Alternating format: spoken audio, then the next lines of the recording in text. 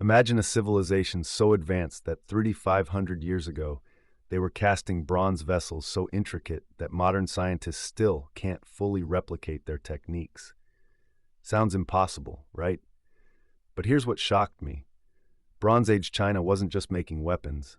They were creating a society so sophisticated that it laid the foundation for one of the world's longest continuous civilizations. Stay with me, because what I'm about to reveal will completely change how you see ancient history.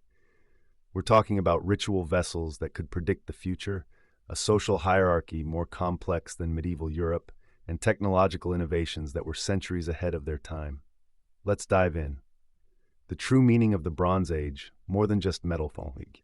So first, let's be honest. When most people hear Bronze Age, they think primitive tools and simple societies. Wrong. In China, the Bronze Age, roughly 2000 to 500 BCE, represented one of humanity's most explosive periods of social evolution. Here's the mind-blowing part. Chinese bronze vessels from the Shang dynasty contained up to 20% tin, the perfect ratio for maximum strength and beauty. This wasn't accidental. Archaeological evidence from sites like Anyang shows that bronze workers were operating what we'd call today industrial-scale foundries, with temperature controls reaching 1200 degrees Celsius. But here's what makes this truly revolutionary. Bronze in China wasn't primarily for warfare. Unlike in Europe or the Middle East, where bronze meant swords and shields, Chinese society used bronze for something far more powerful: ritual and political authority. A single ceremonial vessel called the Simu Ding weighed 832 kilograms. To put that in perspective, that's heavier than a grand piano, cast in one piece over 3,000 years ago. You know what's crazy? These weren't just decorative. Each vessel was covered in intricate Taodi masks, mythical creatures that archaeologists believe represented communication between the human world and the spirit realm. But wait, there's something even more surprising about how controlled this bronze production. How exactly does power operate? Let me tell you something that textbooks rarely explain clearly. Bronze Age Chinese society was structured like a cosmic hierarchy, and bronze was the physical manifestation of that power structure. At the top sat the Wang, the king, who wasn't just a political leader.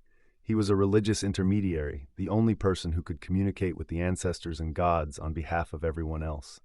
Think of him as president, pope, and Supreme Court judge, all rolled into one. Here's the shocking data. Excavations of royal tombs from the Shang dynasty reveal that a single king's burial could include over 300 bronze vessels, 7,000 cowrie shells used as currency, and brace yourself, up to 164 human sacrifices. Yes, you read that right. These weren't enemies. They were servants, guards, and even family members sent to serve the king in the afterlife. Below the king were nobility, aristocratic families who controlled land, military forces, and bronze production. Recent archaeological surveys suggest that just 5 to 10% of the population controlled approximately 80% of all bronze resources. Sound familiar? The wealth inequality was staggering. Then came the artisans, bronze casters, jade carvers, pottery makers. These weren't slaves, they were highly skilled specialists. Experimental archaeology has shown that creating a single large bronze vessel required a team of at least 30 craftsmen working in perfect coordination. And you thought coordinating a group project in school was hard. Imagine trying to get 30 people to pour molten metal at exactly the right moment without smartphones or even a group chat. At the bottom were the farmers, the vast majority who grew millet and rice, paid taxes and grain, and provided corvée labor for massive construction projects. But here's where it gets really interesting. This wasn't a static system, how bronze controlled society. Now here's what most people don't realize. Bronze vessels weren't just status symbols. They were technology for social control. Let me explain. The ritual system in Bronze Age China was built around ancestor worship. The belief was simple but powerful. Your ancestors could influence your fortune, harvests, military success, and even the weather. But there was a catch. You needed the right bronze vessels to communicate with them properly. Archaeological evidence from Erlitou shows that different vessel shapes had specific ritual functions. The ding for cooking meat offerings, the to, gu, for wine. the jue for heating and pouring. This wasn't random. A complete set could include 20 to 30 different vessel types, each with prescribed uses. Here's the genius part. The ruling class monopolized both the production of these vessels and the knowledge of how to use them correctly. If you weren't nobility, you literally couldn't perform the rituals that supposedly ensured your family's prosperity. It's like if today only billionaires had access to the internet and knew how to use it. Real-world example. Inscriptions on bronze vessels often recorded land grants, military victories, or political appointments. One vessel from the Western Zhou period contains 284 characters describing a legal case, essentially a bronze legal document that couldn't be forged or destroyed. Talk about blockchain technology 3,000 years early. But the real question is, how did they actually make this bronze in the first place? Quick thing, if you're finding this journey through ancient China fascinating, do me a favor and smash that like button. It genuinely helps the algorithm show this content to more history enthusiasts like you. And subscribe if you haven't already, because we're just scratching the surface of ancient Chinese civilization. Hit that bell icon too so you don't miss what's coming next. Trust me, it gets even more mind-blowing. Now, back to the bronze casting secrets. Technological miracles, how they did it. Let's get into the technical wizardry that made all this possible. Bronze is an alloy, primarily copper, mixed with tin. Sounds simple, right?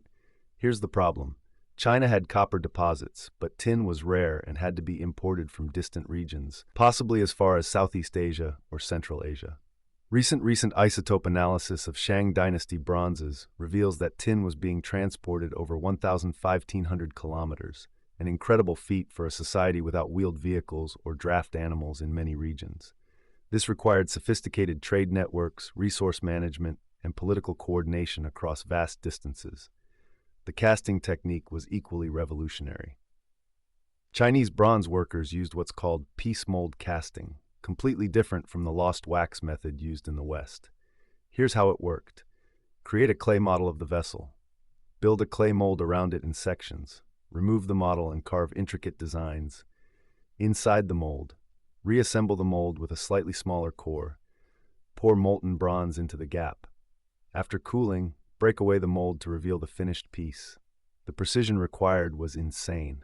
The walls of some vessels are just 2 to 3 millimeters thick, thinner than your smartphone screen, yet they've survived 3,000 years. Comparative perspective. While Bronze Age Greece was making relatively simple bronze weapons and tools, Chinese foundries were producing vessels with multiple components, handles, lids, and decorative elements that fit together perfectly. It's like comparing a flip phone to a smartphone. Honestly, some of these ancient Chinese bronze casters had better attention to detail than my barber, and their work lasted millennia. You're probably wondering, what happened when this bronze culture reached its peak? Society transitioned from the Bronze Age to the Iron Age. Here's where the story takes a dramatic turn. Around 500 BCE, everything began to change. Why? One word, iron. Iron ore was far more abundant than copper and tin. Once Chinese metallurgists figured out how to reach the higher temperatures needed for iron smelting, around 1500 degrees Celsius, the bronze monopoly began to crumble. But here's the fascinating part. This wasn't just a technological shift, it was a social revolution. When bronze tools and weapons could only be made by specialized craftsmen under elite control, power remained concentrated. But iron tools? They could be produced more widely and cheaply. Studies of archaeological sites from the late Bronze Age show a dramatic increase in iron agricultural tools among common farmers, correlating with increased food production and population growth. More food meant larger armies, which meant smaller states could challenge the old bronze-wielding aristocracy. This transition period is called the Spring and Autumn period, and it's one of the most turbulent times in Chinese history. Think of it as the Bronze Age establishment being disrupted by Iron Age startups. The social pyramid didn't disappear, but it began to crack. New philosophies emerged: Confucianism, Taoism, legalism, all questioning the old ritual-based order. The bronze vessels that once symbolized cosmic authority became historical artifacts and collector's items for nostalgic nobles. Let's be honest, It's remarkably similar to how the printing press disrupted the medieval church's monopoly on knowledge, or how the internet has disrupted traditional media today. But the legacy of Bronze Age society didn't vanish.